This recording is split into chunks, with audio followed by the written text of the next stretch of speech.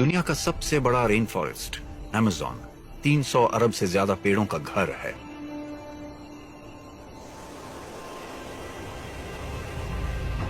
और इनमें से हर एक पेड़ सांस ले रहा है।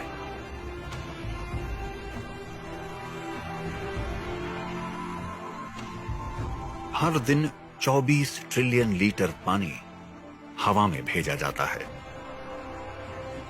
जैसे जैसे नमी जमा होती है, बादल बनते हैं। हवा जब इन्हें जमीन की ओर ले जाती है तो ये एक विशाल मौसम की घटना बनते हैं। आसमान में बहती हुई एक नदी। यहां हवा से जितना पानी आता है वो जमीन पर बहती अमेज़न नदी से भी ज्यादा है। सुबह की ठंडी हवा में ये आसमानी नदी नीचे उतरती है और जंगल की छत को भिगो देती है। हाउलर बंदरों के एक झुंड के लिए ये धुंध तेज सूरज से राहत देती है, लेकिन इसकी वजह से अपने पड़ोसियों को देखना मुश्किल भी हो जाता है। तो हाउलर्स अपना नाम साबित करते हैं।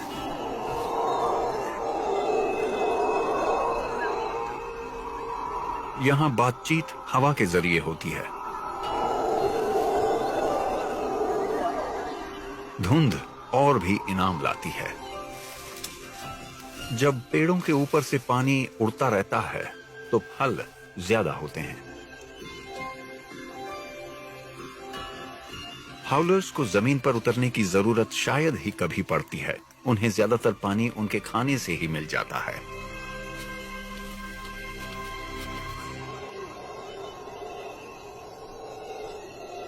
सिर्फ धूप और बारिश ही नहीं, अमेज़न में जो चीज विकास में मदद करती है वो है एक गुमनाम हीरो। बागबान करोड़ों की तादाद में। लीफ कटर चींटियां पूरे जंगल की 14% पत्तियां काट लेती हैं। उनकी बड़े स्तर पर की गई कटाई धूप के लिए रास्ता बनाती है, जिससे हवा की आवाजाही बेहतर होती है और तापमान संतुलित रहता है। पेड़ों के लिए थोड़ी छंटाई एक स्ट्रेस टेस्ट की तरह होती है, जिससे वो तेजी से फल देने लगते हैं। ऊपर आसमान में ये बादलों की नदी पश्चिम की ओर बहती रहती है और बादल गहरे होते जाते हैं। हवा का दबाव गिरता है। ये एक छुपा हुआ इशारा है उन जीवों के लिए जो मौसम के इशारों को समझते हैं। हवा का दबाव गिरते ही चींटियां अपनी रफ्तार 3 गुना कर देती हैं। वो पेड़ों की छत तक एक सुपर हाईवे बना लेती हैं और जब तक धूप निकली है जितनी पत्तियां ले जा सकती हैं ले जाती हैं।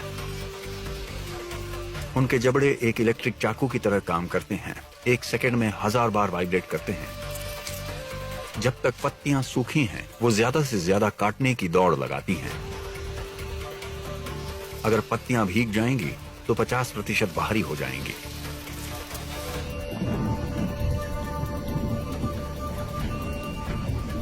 जब बादल अब और नहीं झेल सकते तो आसमानी नदी बारिश में तब्दील हो जाती है।